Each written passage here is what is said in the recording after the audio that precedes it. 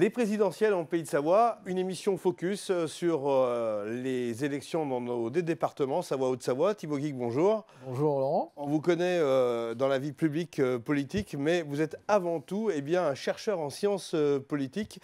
Et c'est l'occasion pour nous d'être un peu plus éclairés sur ce qui peut se passer en Pays de Savoie et ce qui s'est passé durant ces dernières élections en Pays de Savoie. Alors, trois thématiques. Tout d'abord, le contexte. Ensuite, depuis 88, l'évolution des élections et le comportement dans les différentes communes de Savoie et Haute-Savoie. Et puis enfin, une prédilection un petit peu sur les communes importantes qu'il faut absolument miser sur ce week-end. Alors tout d'abord, le contexte, il est très particulier. Oui, c'est un contexte particulier à l'échelle nationale parce que, comme nous allons pouvoir le voir à l'image, depuis 1974, nous n'avons connu qu'une seule répétition du second tour. En 1974, Valéry Giscard d'Estaing et François Mitterrand sont tous les deux au second tour, et ils le sont également en 1981. Nous n'avons plus connu ça depuis. C'est particulier puisque ce que les sondages à l'échelle nationale nous annoncent, c'est un second tour entre Emmanuel Macron et Marine Le Pen, c'est-à-dire, comme il y a 5 ans, vous l'aurez noté, avec des enjeux qui sont un petit peu différents, des postures politiques qui sont un peu différentes. On y reviendra d'ailleurs tout à l'heure dans la dernière partie parce que c'est pour ça qu'il faudra regarder des villes intéressantes. À chaque fois, les sondages d'ailleurs évoluent très vite sur les derniers jours.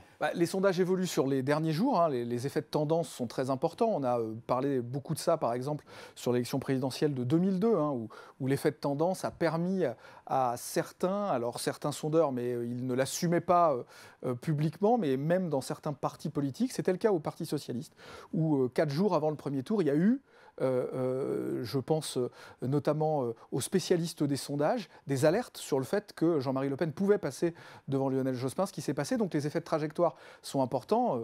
À 2 jours du scrutin pour nous, ici en Savoie, en Haute-Savoie, mais comme dans le reste du pays, ça pose 2 questions aujourd'hui. Est-ce que Marine Le Pen peut terminée première du premier tour, vu que sa courbe progresse depuis une semaine et celle d'Emmanuel Macron descend, ou est-ce que Jean-Luc Mélenchon, au titre d'un vote utile ou d'un vote efficace de la gauche, qui représente quand même dans ce pays encore plus de 20% de l'électorat, peut passer devant Marine Le Pen ou Emmanuel Macron? Alors là, ce serait une surprise incroyable.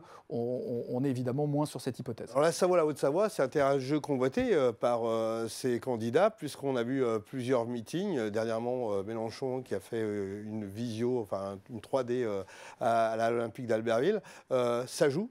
Alors, ça joue, la vie politique, elle bouge, elle s'américanise aussi, et ces moments de rencontre qui sont des moments privilégiés, est-ce qu'ils font vraiment bouger les électeurs ?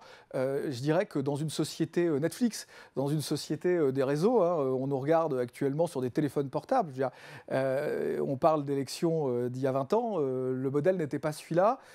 Qu'est-ce que ça change ? Est-ce que ça change véritablement la position des gens ? Je ne sais pas. Ce qui est sûr, c'est que la Savoie a tenu une place particulière dans cette élection, notamment par rapport à l'engagement de Michel Barnier dans la primaire de la droite, qui a engendré, je dirais, que la Savoie soit un peu au centre de l'actualité à certains moments. Et puis, cette sociologie savoyarde, plus qu'au savoyarde encore, elle est en réalité multiple. C'est le cas notamment traditionnellement des communes de Montmélian, des communes de Chambéry, des communes de Saint-Jean-de-Maurienne, qui ont des ancrages historiques avec un vote populaire important, et notamment plutôt un vote à gauche. Et donc c'est pour ça qu'on a vu, notamment depuis 2 semaines, en effet, la France Insoumise être extrêmement active dans ses meetings et sur le terrain, sur le territoire savoyard. Alors, il y a beaucoup de flux en termes de population en quelques années. Est-ce que ça va jouer peut-être dans le contexte ? Ce flux en termes de population depuis quelques années, il se voit au travers de l'historique des votes en Savoie et Haute-Savoie. Si on les regarde depuis 1988, on constate que la Haute-Savoie est un territoire déjà extrêmement marqué à droite, particulier. En 88, François Mitterrand n'est pas premier. Ne gagne pas l'élection au second tour en Haute-Savoie. Il y a une petite dizaine de départements seulement en France où ça arrive. En Savoie, ça n'est pas le cas. Mais ce qu'on constate, c'est qu'en effet, la Savoie dans ces élections nationales est de plus en plus de droite. Le marqueur, c'est l'élection de 2012, où alors que traditionnellement la Savoie vote au moins dans l'ordre du premier, du second et du troisième, comme le reste du pays, eh bien en 2012, Nicolas Sarkozy est devant François Hollande en Savoie. Alors cette Savoie qui vote à droite, et l'interrogation peut se poser, est-ce qu'elle ne va pas voter un peu plus extrême droite, vu la situation des sondages?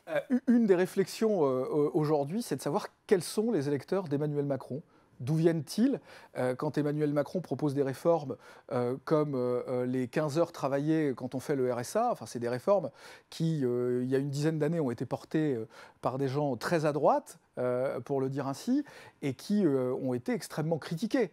C'est un vrai marqueur de droite. Et le risque pour lui, c'est de perdre une partie de cet électorat de gauche, de cet électorat de François Hollande de 2012, qui l'a aussi de manière importante porté au pouvoir, qui l'a aussi permis de faire des élections intermédiaires comme les élections européennes, qui sont là aussi des élections à grande échelle de qualité. Et c'est là où l'enjeu communal, sur lequel on reviendra pour la prochaine fois, peut nous donner des éléments d'information. Emmanuel Macron, au deuxième tour des élections présidentielles de 2017, fait un moins bon score sur la commune de Montmélian, traditionnellement à gauche, que sur la commune d'Aix-les-Bains, traditionnellement à droite. Ça veut dire quoi? Ça signifie que dans ce second tour entre Emmanuel Macron et l'extrême droite Marine Le Pen à l'époque, eh bien, les électeurs de droite vont plutôt vers Emmanuel Macron, là où une bonne partie des électeurs de gauche sont, eux, plutôt restés chez eux. Donc l'enjeu, aujourd'hui, c'est de savoir quelle est sa base électorale. Et en effet, on va pouvoir le voir au travers des exemples de 4 communes sur la Savoie et la Haute-Savoie. On peut parler de Pécresse, Valérie Pécresse. En Savoie, on a eu le soutien, vous avez dit, de Michel Barnier, de Laurent Wauquiez aussi pour la région.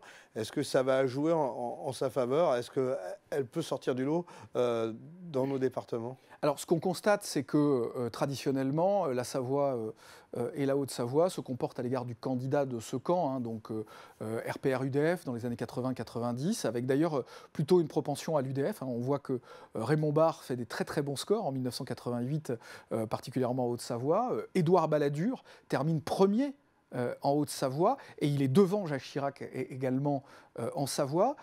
Donc une tradition plutôt UDF, je dirais, de centre-droit assez forte, qui est le créneau que Valérie Pécresse a clairement employé. Donc on peut imaginer que si elle est au coude à coude au national avec Éric Zemmour, normalement, selon la tradition de vote et la sociologie de nos territoires, elle devrait être devant lui dans les Pays de Savoie, et vraisemblablement avec 10 à 15%, donc si elle fait 10%, 1,5 point à peu près, de plus qu'au national. C'est par exemple un peu ce qu'on avait constaté sur le score de François-Xavier Bellamy et sa liste pour les élections européennes. On va venir sur ce week-end. Quelles sont les communes qu'il faut observer dimanche soir? Alors, moi, je vous ai sélectionné 4 communes à observer. Alors, pas tant par rapport à leur contexte politique, mais plutôt parce que leur sociologie et leur historique de vote est intéressant pour, finalement, si les Savoyardes et les Savoyards se déplacent dans les bureaux, avoir des premières idées de ce qui peut se passer à l'échelle nationale. Je vous propose qu'on commence par les communes d'Annemasse et de Montmélian, Savoie et Haute-Savoie, qui ont donc des traditions de vote aux élections locales et nationales plus orientées à gauche que le reste du territoire dans lequel elles s'inscrivent. Et je vous donnais l'exemple de Montmélian tout à l'heure, c'est intéressant. Si effectivement on voit un Emmanuel Macron dans les premières heures de sortie en souffrance sur ces communes-là, ça voudra d'abord porter des enseignements sur le premier tour, dire que l'électorat d'Emmanuel Macron est un électorat plutôt à droite et qu'il aura plutôt réussi à grignoter de ce côté. Ça voudra dire aussi, au regard de la question précédente que vous m'avez posée, que Valérie Pécresse sera vraisemblablement plus en souffrance sur l'ensemble du territoire. Ça nous donnera aussi des enseignements sur le second tour. Parce que si Emmanuel Macron a du mal à convaincre à gauche au premier, il aura du mal, éventuellement s'il est qualifié au second, à convaincre aussi la gauche de se mobiliser pour faire barrage à l'extrême droite, un terme dont on voit bien depuis quelques jours qu'il ne prend plus aussi bien dans l'opinion. La confusion des messages, c'est important. Avec la guerre en Ukraine, finalement, on a peut-être un petit peu oublié les programmes de chacun. Et c'est souvent comme ça. Oui, alors le paradoxe, c'est que Emmanuel Macron a souhaité retarder le plus possible son entrée en campagne. Il lui coûte sur les derniers virages. Il se retrouve d'une certaine manière pris au piège par cette guerre en Ukraine qui l'oblige à tenir sa posture présidentielle dans un moment où il avait prévu, je dirais, une espèce d'opération éclair pour convaincre. Et là, il se retrouve avec une difficulté. Et un paradoxe aussi, c'est que quand on regarde aujourd'hui qui sont les abstentionnistes, eh bien, quand les abstentionnistes se mobilisent, ils se mobilisent plutôt pour ses adversaires.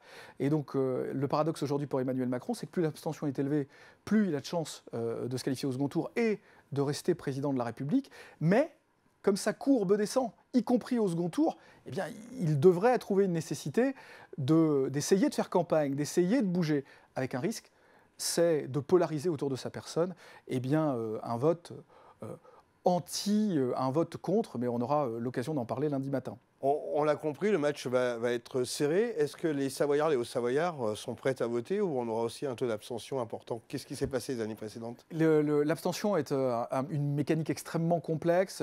Elle est ici à peu près la même que dans l'ensemble du pays, avec là aussi une Haute-Savoie qui a tendance à voter un peu plus.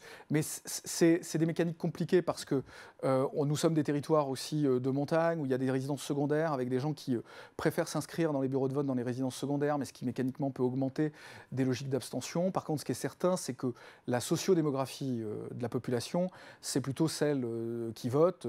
Nos départements sont en moyenne plus riche et plus âgé que l'ensemble de l'État français. Et plus on est riche et plus on est âgé, plus on se déplace voter aux élections. Voilà, c'était notre part sur Savoie News pour parler des élections présidentielles. Pas de soirée spéciale dimanche soir sur Savoie News. Mais par contre, lundi matin, on analysera tous les résultats et particulièrement les bureaux de vote de Savoie et de Haute-Savoie. Merci Thibaut Guigues. Merci Laurent, le réveil est prêt.